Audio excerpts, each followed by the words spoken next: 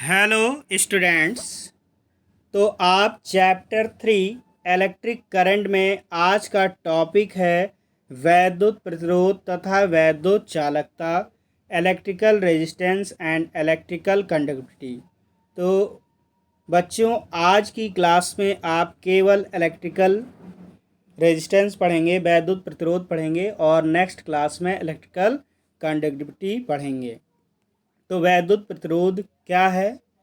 तो किसी चालक द्वारा उसमें प्रवाहित होने वाली विद्युत धारा के प्रवाह में उत्पन्न बाधा को ही वैद्युत प्रतिरोध कहा जाता है। अर्थात धारा के मार्ग में जो रुकावट उत्पन्न होता है उसे वैद्युत प्रतिरोध कहते हैं। ओम के नियम से आप जानते हैं कि किसी चालक को दिया गया विभवांतर तथा चालक में प्रवाहित धारा का अनुपात सदैव एक नियतांक होता है और यही नियतांक क्या कहलाता है? वैद्युत प्रतिरोध कहलाता है। यदि चालक के सिरों के बीच विभवांतर V तथा चालक में प्रवाहित धारा I हो तो वैद्युत प्रतिरोध क्या हो जाएगा? R = V/I। ये समीकरण 1। अब अनुगमन वेग के आधार पर ओम के नियम की व्युत्पत्ति से चालक के प्रचालों पैरामीटर के पदों में वैद्युत प्रतिरोध को ये सूत्र आया था, R = mL/ne²τA। तो यहाँ से आप ध्यान से देखें, जहाँ m क्या है? द्रव्यमान इलेक्ट्रॉन का, L चालक की लंबाई, n एकांक आयतन में इलेक्ट्रॉनों की संख्या, E एक इलेक्ट्रॉन का आवेश, टाउ स्रांदिकाल और A चालक के अनुप्रस्थ काट का क्षेत्रफल है। अब यहाँ से अगर देखें तो R is proportional to L और A के इन्वर्सली प्रोपोर्शनल है, N के भी इन्वर्सली प्रोपोर्शनल है, टाउ के भी इन्वर्सली प्रोपोर्शनल है। तो अब देखिए, वैद्युत प्रतिरोध को प्रभावित करने वाले कारक, फैक्टर अफेक्टिंग इलेक्ट्रिकल रेजिस्टेंस। तो अभी आप देख चुके हैं उपरोक्त सूत्र से आपको क्या मिला? जो पहला चालक की लंबाई के अनुक्रमानुपाती होता है, जो प्रतिरोध है चालक की लंबाई, यानी कि R is directly proportional to L। दूसरा जो है चालक के अनुप्रस्थ परिच्छेद के क्षेत्रफल के व्युत्क्रमानुपाती होता है, अर्थात क्या है? R is inversely proportional to A। दूसरा, मुक्त इलेक्ट्रॉनों क्या है? तीसरा जो है मुक्त इलेक्ट्रॉन घनत्व के व्युत्क्रमानुपाती होता है।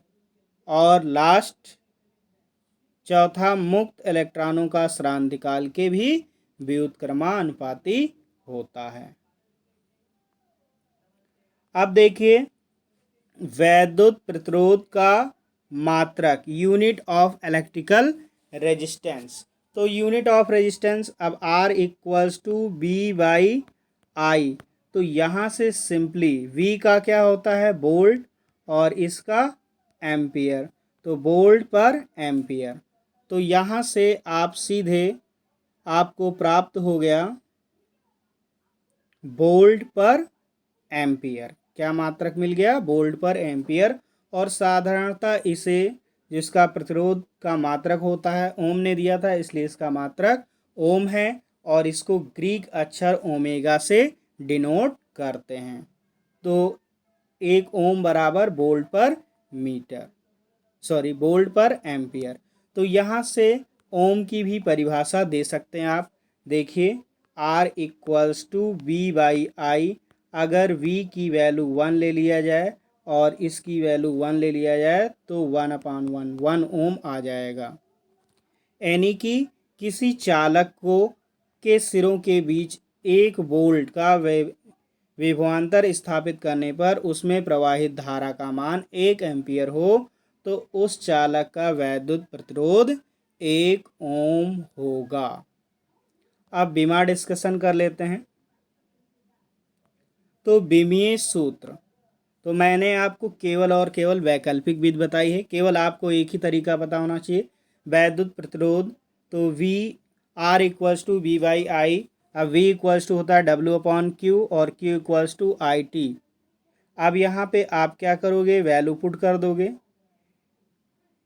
तो V के प्लेस पर आप लिख सकते हैं W अपॉन IT, और अपॉन में I ऑलरेडी है तो ये चीज़ यहाँ मल्टीप्लाई हो गया, तो W upon I square, I into I square T. अब देखो बेटा वैल्यू ही तो पुट करना है।